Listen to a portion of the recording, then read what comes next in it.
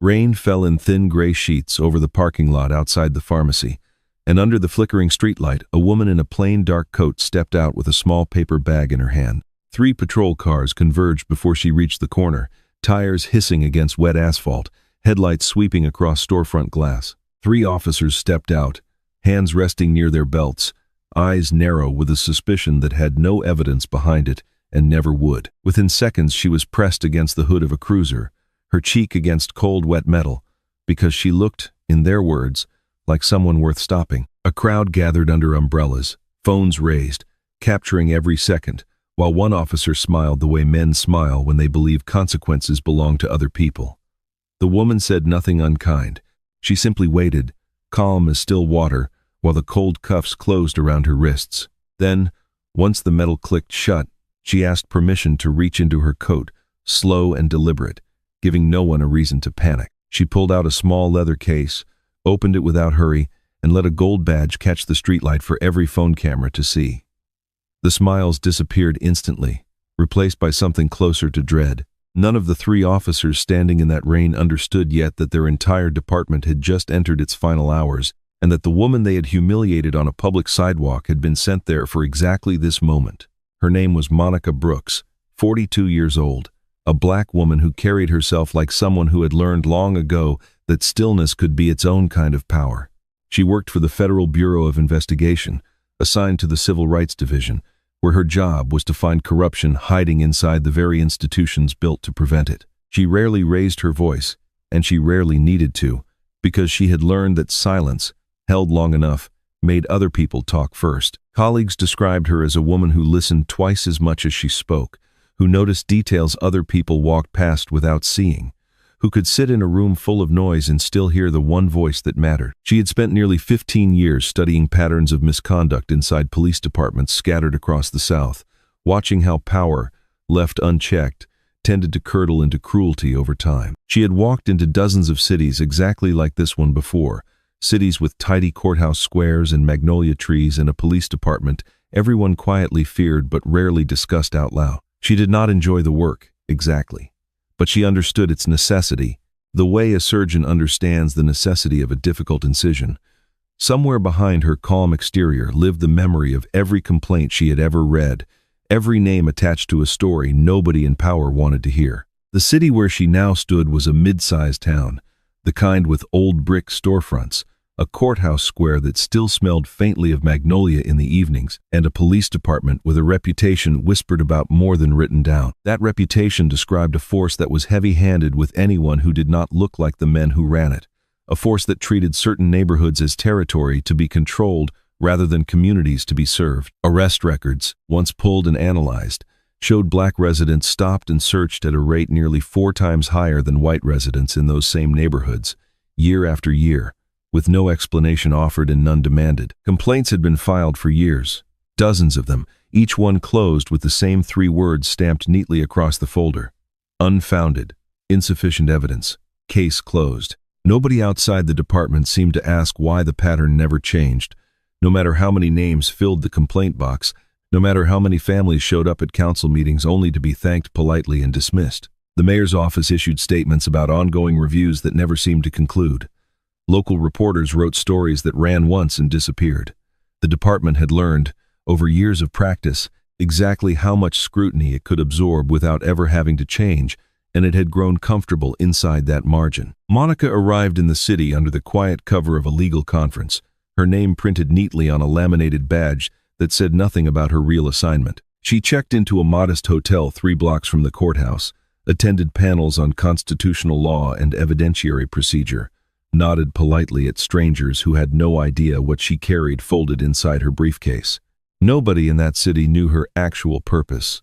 Not the hotel clerk who handed her a room key, not the panel moderator who thanked her for a thoughtful question, not even the police officers whose paths she would soon cross beneath a streetlight. She had been sent quietly, deliberately, to observe a department that had spent 6 months under a federal microscope without ever once suspecting it. Before the conference, Monica had spent an entire afternoon at the federal field office 2 counties away, reviewing surveillance logs with a small team assembled specifically for this assignment.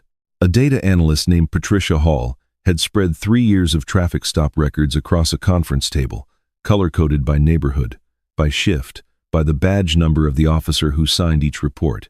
The pattern had been undeniable even before Monica arrived in the city. But patterns on paper rarely moved a courtroom the way footage did, and everyone in that room understood the difference between a statistic and a witness. A supervisor named Grant Alvarez had briefed her one final time before she checked into the hotel, reminding her that nothing about this assignment required her to provoke anything, only to exist in the city long enough for whatever was already happening there to happen to her too.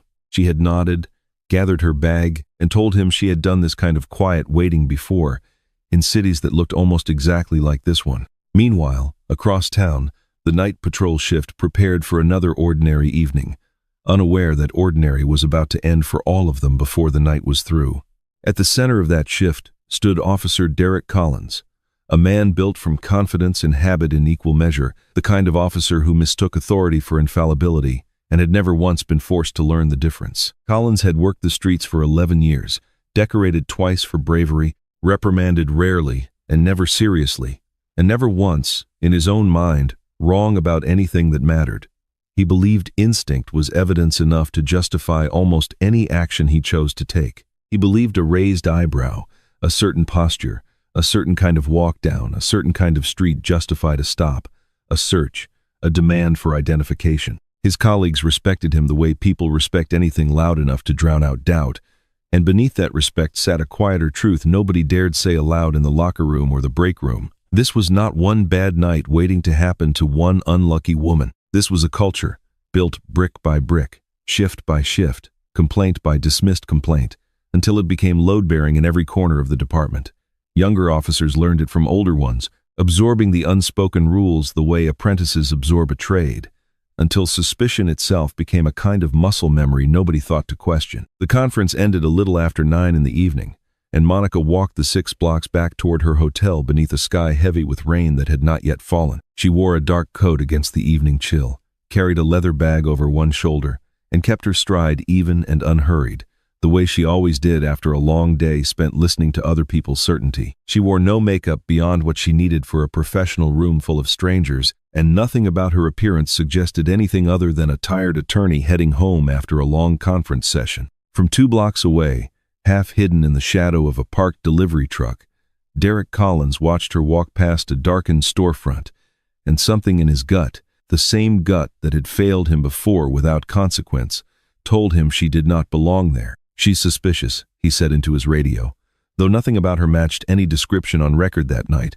Nothing about her posture or pace suggested anything but a woman eager to reach a warm hotel room.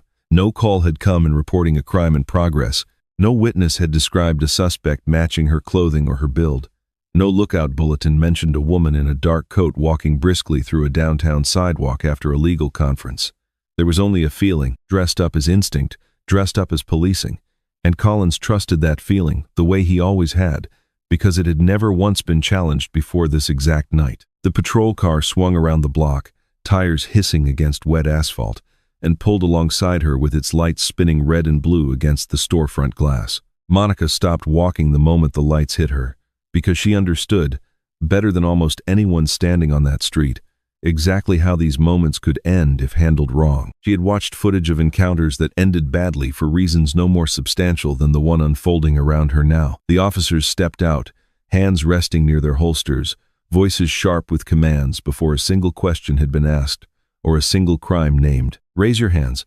Open the bag. Where is your identification?" She complied with each instruction, slow and deliberate, offering her hands first, opening the bag herself so no one could later claim she had resisted or reached for something dangerous. Collins searched through the bag anyway, pulling out papers, a phone, a set of keys, turning each item over as though something incriminating might fall out if he shook it hard enough. A small crowd began to gather on the far sidewalk beneath awnings and umbrellas, phones rising one by one to record what was unfolding beneath the streetlight. A man walking his dog stopped to watch. A woman leaving a late shift at a diner slowed her steps, phone already raised.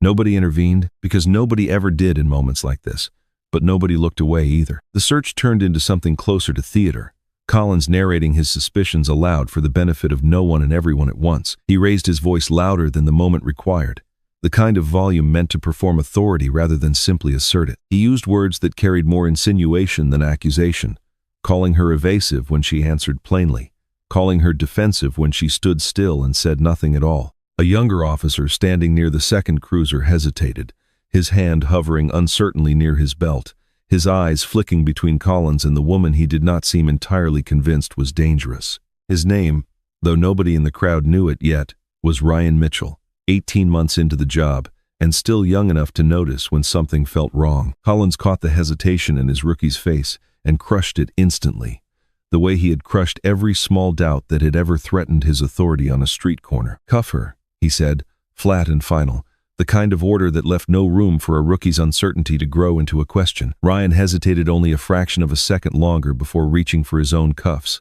his movement stiff, his jaw tight, the muscles in his hands betraying a reluctance his mouth was too afraid to voice out loud. Monica asked the only question that actually mattered in that moment.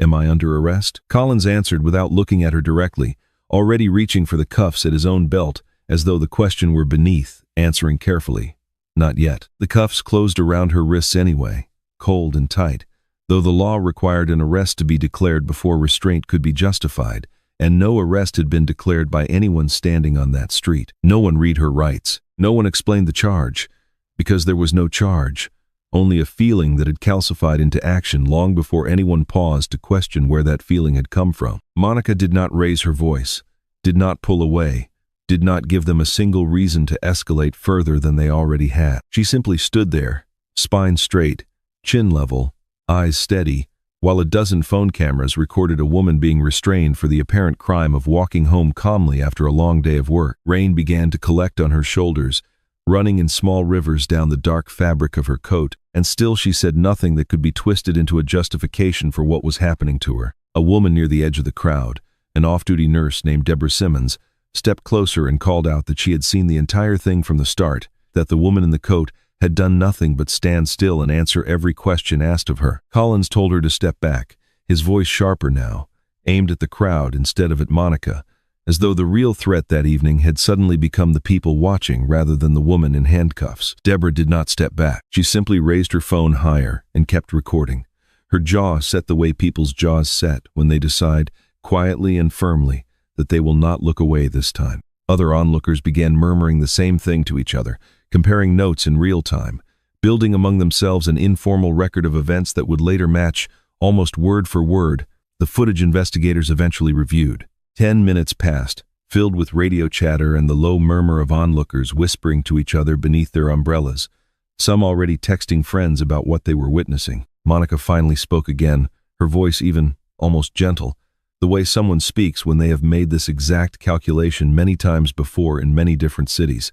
"May I reach my inside pocket?" Collins, perhaps sensing the crowd's growing unease pressing against the edges of the scene, perhaps simply out of ingrained habit, nodded and allowed it without much thought. She reached in slowly, every motion deliberate, giving him no excuse and no surprise, and pulled out a slim leather case worn soft at the edges from years of quiet use. She opened it without hurry, letting the gold shield catch the streetlight directly, letting the federal seal sit in plain view for every phone camera angled toward her to capture clearly. Beneath the badge sat her credentials, her real name printed beside two words that changed the entire meaning of the last 20 minutes for everyone standing in the rain: Civil Rights Division.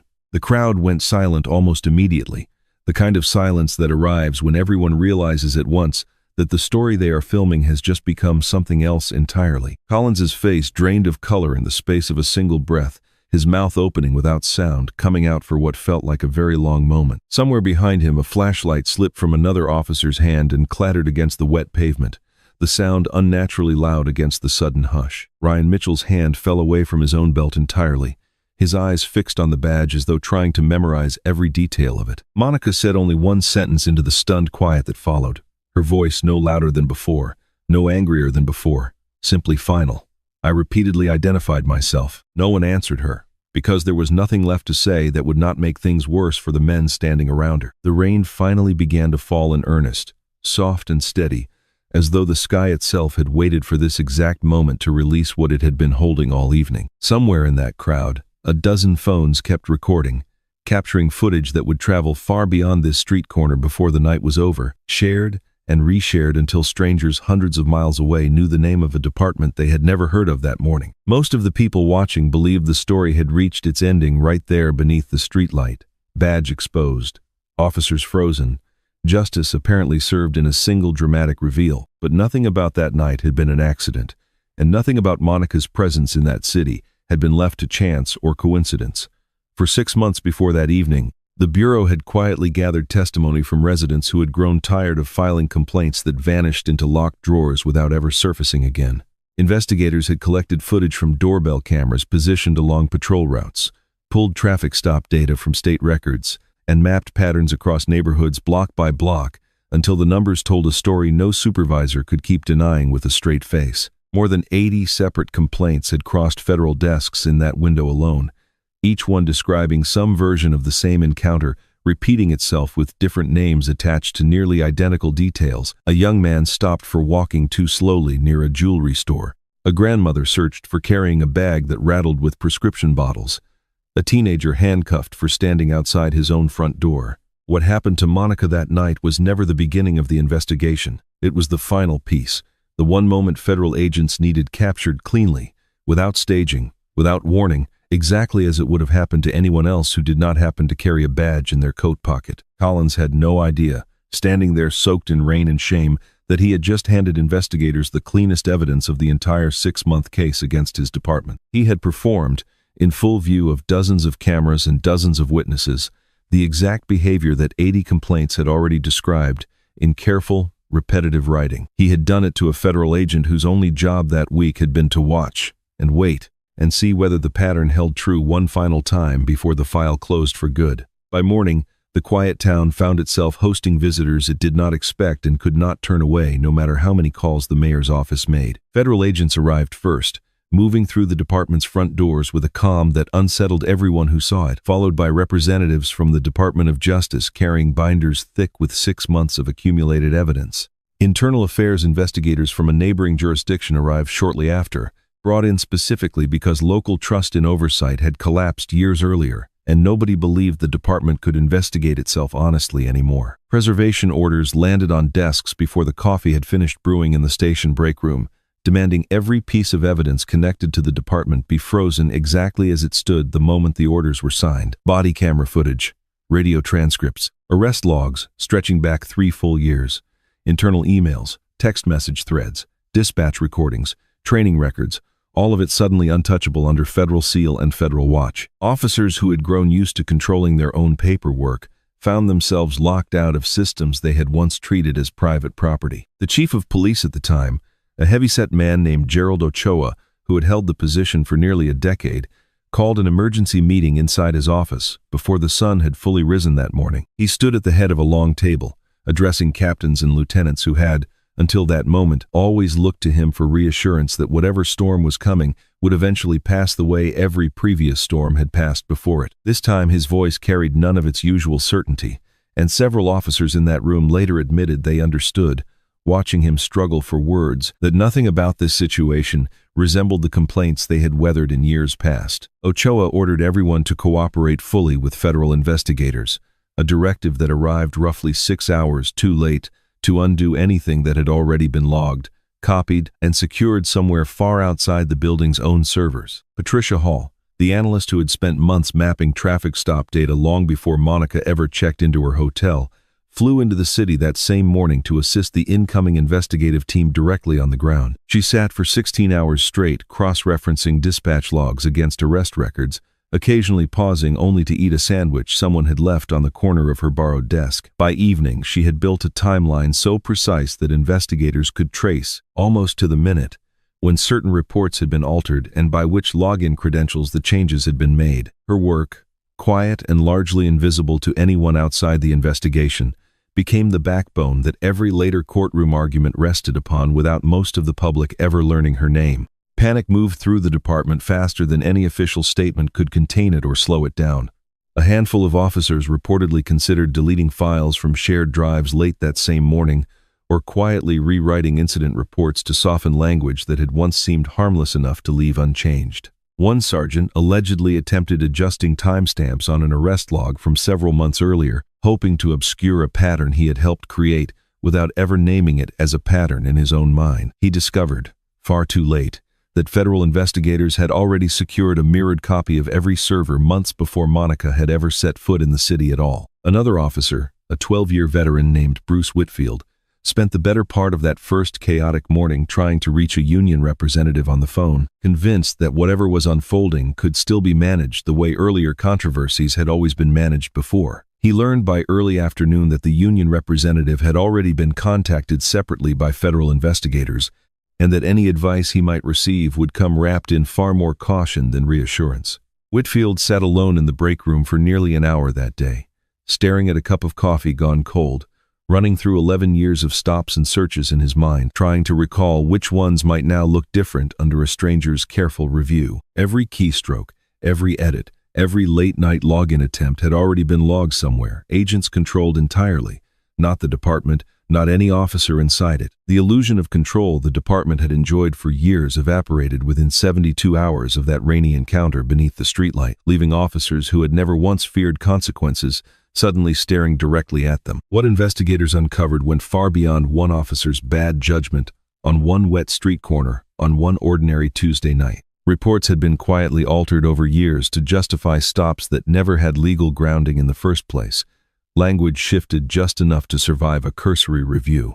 Body camera footage showed gaps exactly where questionable force had been used, footage mysteriously interrupted or corrupted at conveniently timed moments that investigators no longer believed were accidents. Arrests had been logged using language crafted specifically to survive scrutiny, phrases repeated so often across different officers' reports that investigators suspected coaching rather than coincidence. A shared script passed quietly from veteran to rookie. Excessive force complaints, when they were not buried outright in some forgotten filing cabinet, were quietly settled with confidentiality agreements that kept victims silent and payouts hidden from public budget reviews entirely. Officers who had tried raising concerns internally, years before Monica ever arrived, found themselves reassigned to worse shifts, passed over for promotion without explanation, or simply frozen out of the informal networks that made the job survivable day to day. The department had built, without ever calling it by name, a system that rewarded silence and punished conscience.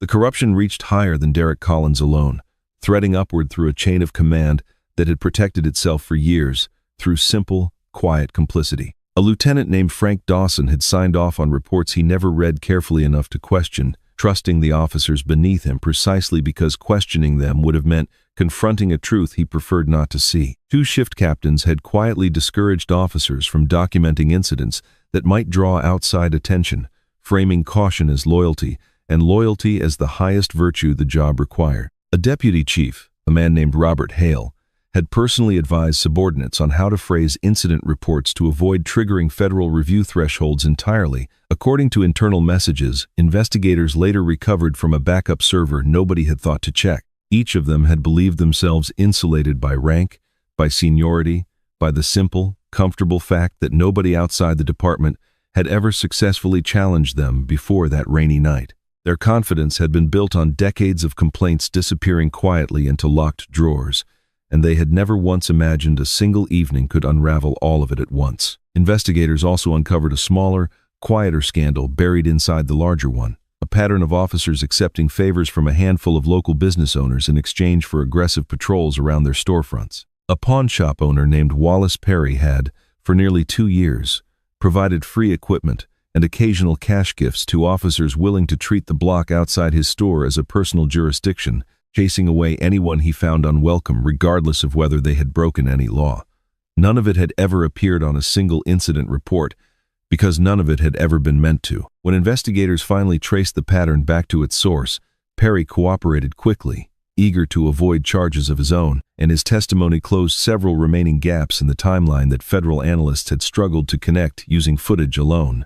Ryan Mitchell, the same rookie who had hesitated the night Monica was cuffed on that sidewalk, made a decision in the days that followed that would matter more than he understood at the time he made it. He came forward voluntarily, walking into a federal field office with a folder under his arm, turning over emails he had saved without fully knowing why he had kept them. He handed over screenshots of text threads where superiors joked about which neighborhoods to patrol harder, internal memos hinting at quotas disguised carefully as productivity goals, and a handwritten note from a supervisor telling him not to worry so much about paperwork nobody would ever read closely. Everything he handed over matched, detail for detail, the patterns investigators had already mapped from 80 prior complaints filed over the preceding years. His name, and his willingness to speak plainly about what he had witnessed and participated in, did not save him from his own scrutiny.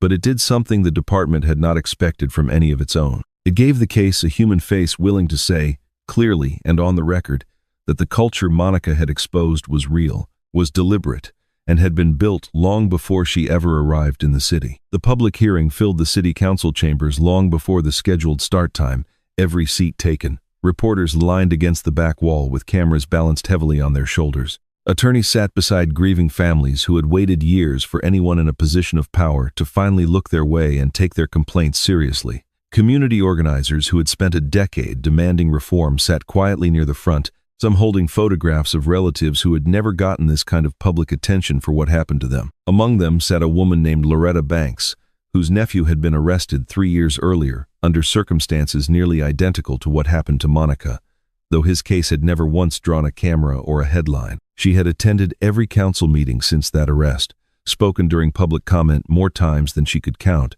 and watched her complaints get filed away with the same 3 dismissive words used on every other case. She had not expected, walking into the chamber that morning, that the hearing would finally include her family's story alongside so many others.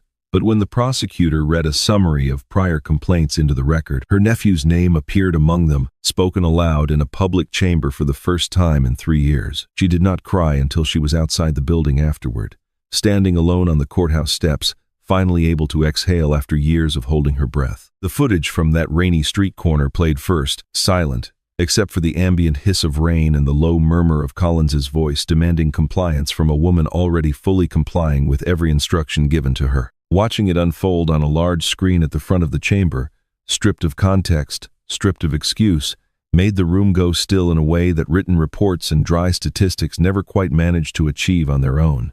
After the footage from that night finished playing, investigators presented the wider evidence, layering additional body camera clips against store surveillance video and GPS data pulled directly from patrol vehicle systems. Timestamps that officers had once claimed supported their version of events instead contradicted them minute by minute, second by second, in front of a room full of witnesses and cameras. Collins attempted to explain his actions from the witness stand, insisting his instincts had been sound, insisting the situation had required a caution that only years of experience could properly justify to anyone unfamiliar with the streets. Each explanation he offered collapsed the moment prosecutors replayed the footage beside it, his own recorded words undermining the calm story he tried to construct in the present. Whatever trust the community had clung to, however thin it had already worn over years of dismissed complaints, finally gave way entirely inside that chamber, replaced by something closer to quiet, exhausted anger. Deborah Simmons, the off-duty nurse who had refused to lower her phone that rainy night, testified next, describing calmly what she had witnessed from 20 feet away with no obstruction and no reason to lie.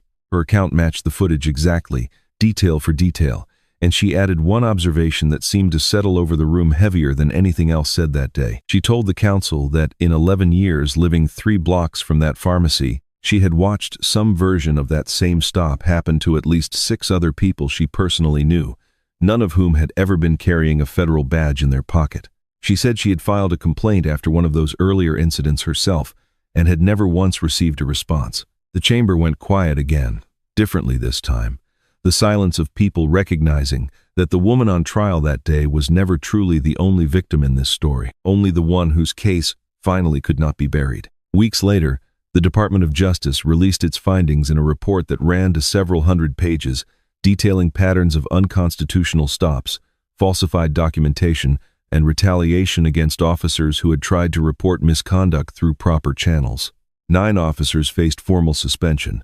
4 faced criminal charges ranging from falsifying records to civil rights violations, and 2 lost their certifications permanently, barred from ever wearing a badge again in any jurisdiction within the state. The deputy chief resigned quietly before the report's public release, avoiding cameras entirely on his way out of a building he had once run with near total authority. Within a month, The entire command structure of the department had been dismantled and rebuilt from outside leadership brought in specifically to avoid the old loyalties that had allowed the culture to persist for so long. The city agreed to a court-supervised reform plan, complete with retraining programs, revised use of force policies, mandatory data reporting on every stop and search conducted, and an independent oversight board with real subpoena power for the first time in the department's long, quiet history. Gerald Ochoa resigned the same week the Department of Justice report became public. Reading a brief statement to a small cluster of reporters gathered outside the station he had led for nearly a decade, he did not apologize directly, choosing instead to speak in careful phrases about accepting responsibility for systemic failures that had occurred, in his words, under his watch rather than by his direct design. Few in the crowd believed the distinction mattered much, and fewer still repeated his statement without noting how carefully it avoided the word wrong. He left the building that afternoon through a side entrance, avoiding the cameras stationed at the front, and was never again seen in any official capacity connected to law enforcement in that state. Monica never gave a lengthy statement to the press throughout any of it, never appeared eager to claim credit for what unfolded after that single rainy night beneath a flickering streetlight. When reporters pressed her outside the courthouse following the hearing, microphones crowding close around her face, she offered only a single sentence, delivered without heat or triumph in her voice.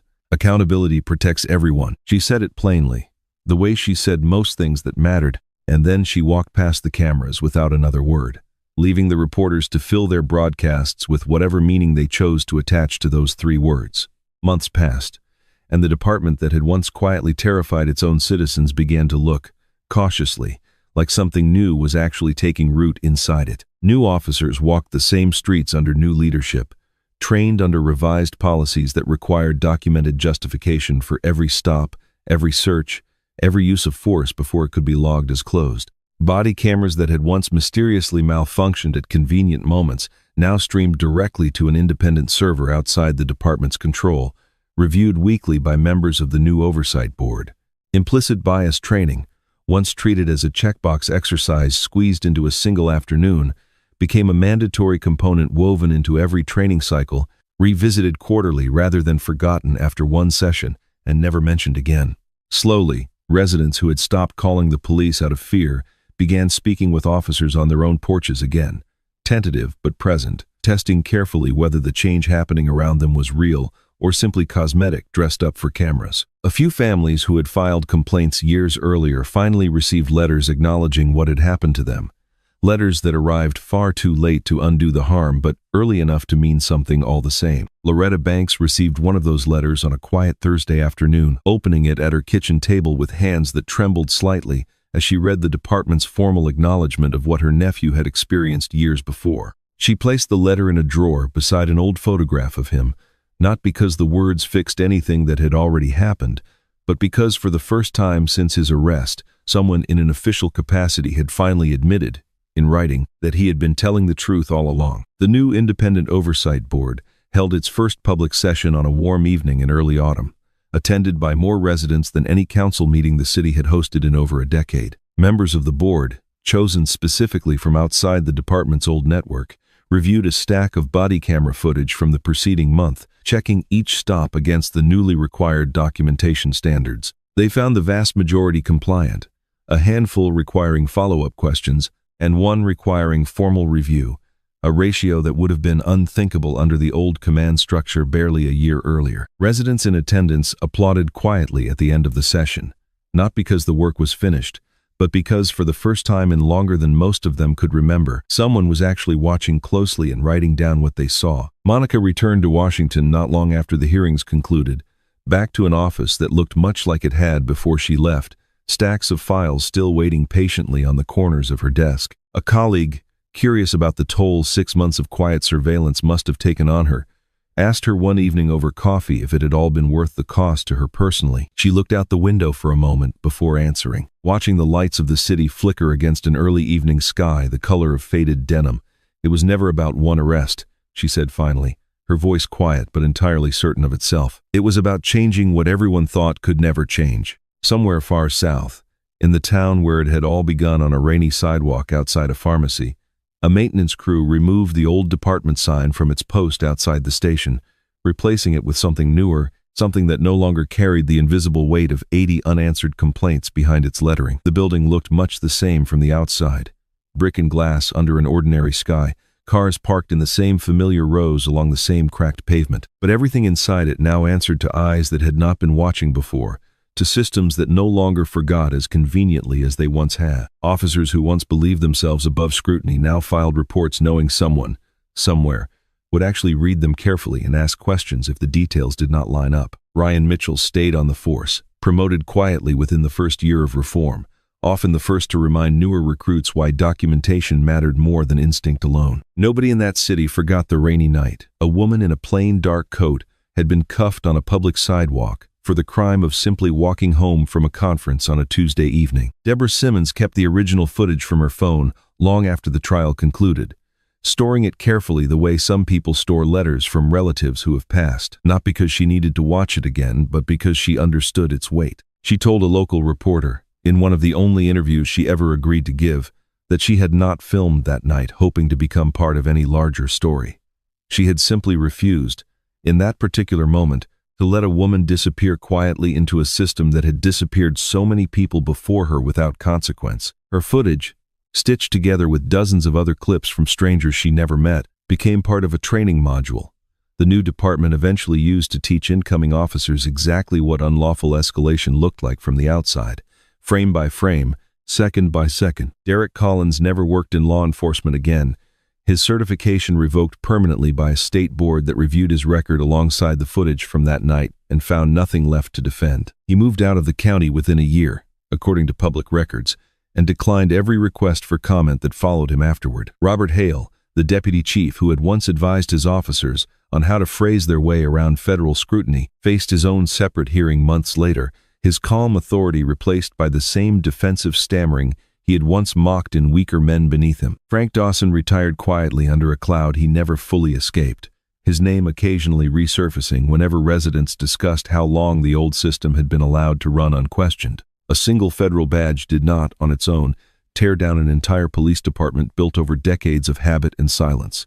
It was the years of unchecked power, the quiet culture of assumption dressed up as instinct, the falsified reports and buried complaints stacked one on top of another, that finally collapsed under the weight of their own construction. Monica Brooks had not set out to destroy anything that particular night beneath the streetlight.